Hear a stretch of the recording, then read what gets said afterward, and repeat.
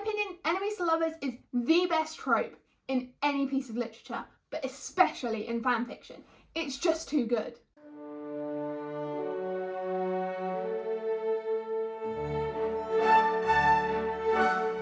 Hi, I'm Claudia, and in my opinion, enemies to lovers is the best trope to ever exist, and nothing will ever dethrone it. Now, if you don't know what enemies to lovers is, number one, have you been living under a rock? But what it is basically is when you have two characters that start off as enemies and then they end up in a relationship. It's a great, great trope. It's commonly related to friends to lovers, which is kind of the same thing except they start off as friends, so you get less volatility. Is that a word? You know what I mean. Like, if I had to rank fanfiction tropes, enemies to lovers would be at the top no matter what. Closely followed by the one-bed trope and friends to lovers, but they will never dethrone the queen. I have been reading fanfiction for 6 years now, which is way too long. It makes me feel very old when I think about that. But during those 6 years, I've obviously read a lot of fanfiction, and a lot of it has been enemies to lovers. Now, the first fanfictions I read were Harry Potter fanfictions. That's how I got into reading fanfiction.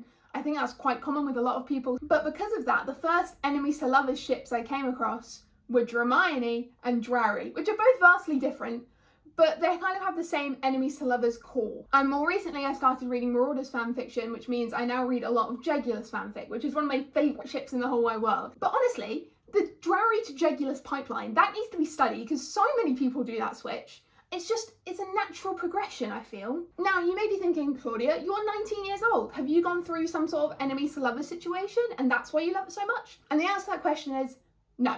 I haven't been in a relationship, I haven't had my first kiss yet, and I don't like to think about it because it's a bit too depressing for me. So probably the most famous enemies to lovers ships are things like Drarry and Jegulus, and to an extent Hermione as well. But those are just fanfiction ships. Obviously enemies to lovers also happens in regular literature. And I'm going to be honest with you here, it's been a long time since I read an actual book, so I actually cannot remember a single book that has enemies to lovers in it.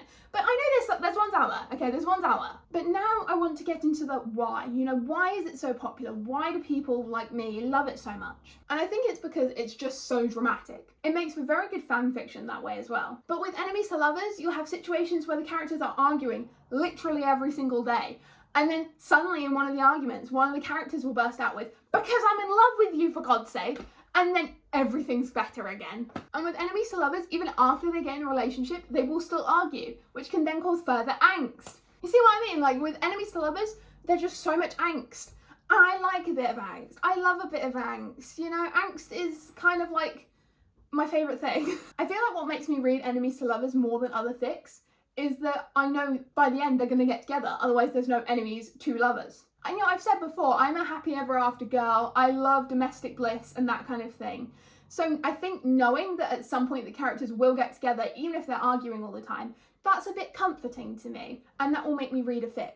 Because I don't particularly like fics with things like main character death tags, because I don't particularly like it when a character dies at the end and that's the end of their relationship. It can be done very well, especially in certain fandoms, but I'm not particularly a huge fan of that. But with enemies to lovers, you know at some point there is going to be a period where they are together. I know I've only mentioned Harry Potter ships in here, but there are other ships that are enemies to lovers. Like with most enemies to lovers ships, you'll find that in the canon, the two characters are actually enemies, and that it's a fanfic that's making them get together. And that's where you find things like Drarry and Jegulus. But obviously there are fanfics that just take ships where they do get together in the canon, or they're just friends in the canon, and they make them enemies for a bit more angst. And I will read those. I will read those 100% of the time, like give me more. Enemies to lovers isn't just common with ship fics as well. It can be very common with fics with OCs, which stands for original character if you don't know. An OC fic is when the author will come up with an original character which will then be shipped with another character from the fandom that they're writing in. Like, I read one very good criminalised OC fic, which is also enemies to lovers, which I love that fic. But obviously enemies to lovers can come up in OC fics as well because the author is creating that character. They can decide whether they'll be friends or enemies at the beginning. Also with enemies to lovers fics, you can have different reasons why the characters are enemies. Obviously you can have the usual different sides of a war kind of fanfic, especially in fandoms where in the canon there is some kind of war or big kind of argument going on, I guess. If you're a Harry Potter fan or a Marauders fan, you'll know that Drarry and Jegulus are really good examples of this, where you have one character on one side of a war and the other character on the other side. Now, I feel I particularly enjoy enemies to lovers, not just because of the angst, just because that's a lot of what I grew up with. I mentioned before in this video, I'm 19 years old, and that means when I was kind of starting to read teen and young adult books, I was right in the middle of the big dystopian boom. And in that era, the most popular kind of teen and young adult books were the Hunger Games series and the Divergent series and that kind of thing, where you have a lot of enemies to lovers. And I think just growing up reading a lot of books with enemies to lovers tropes in them means that I really enjoy them and I look for them when I'm looking for a new fanfic to read. I just think enemies to lovers kind of encapsulates a lot of what we want as fanfic readers. And what we want is angst followed by fluff.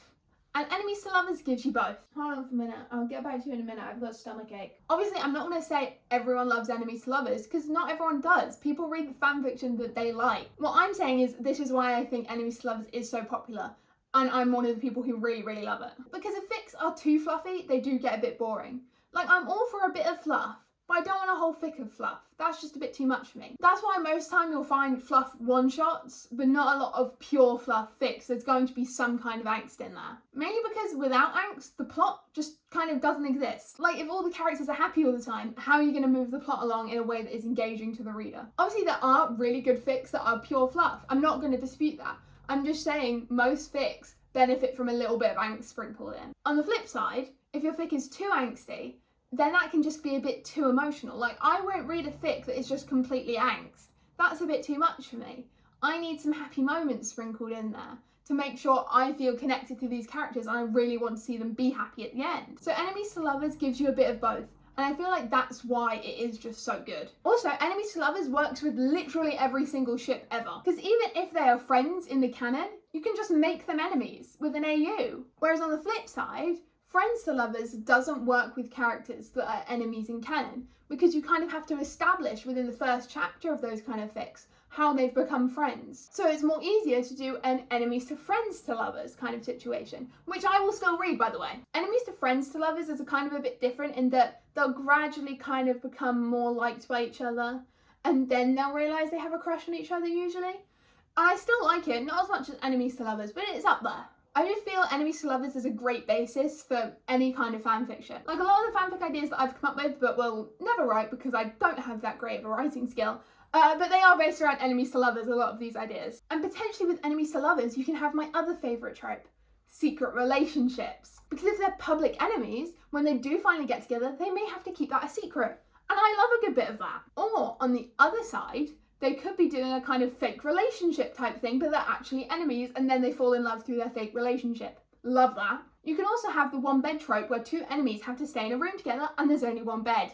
Great opportunities there. As you can see, there are a lot of other tropes that kind of fit in very well with enemies to lovers. And I think that's why it's number one so popular, but number two, people really like to read it. Like, there are even TV shows that have properly done an enemies to lovers relationship. Like, off the top of my head, the first one I can think of is Jake and Amy on Brooklyn Nine-Nine. If you've watched Brooklyn Nine-Nine, you'll know they're not the biggest enemies in the world, but for definitely the first half of season one, they don't like each other. They mock each other a lot. There's a lot of competing between them.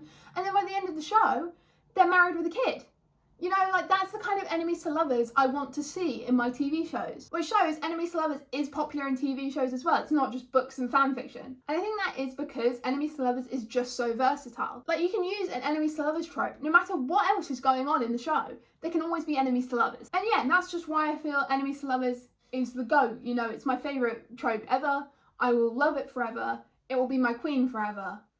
Love you, bae. Thank you for watching to the end of the video. I have been Claudia. If you enjoyed the video, please leave a like and subscribe for more fanfiction-y content and maybe some other content, just kind of IRL stuff maybe. I don't know. I'll see what I feel like. And yeah, I'll hopefully see you all soon. Bye!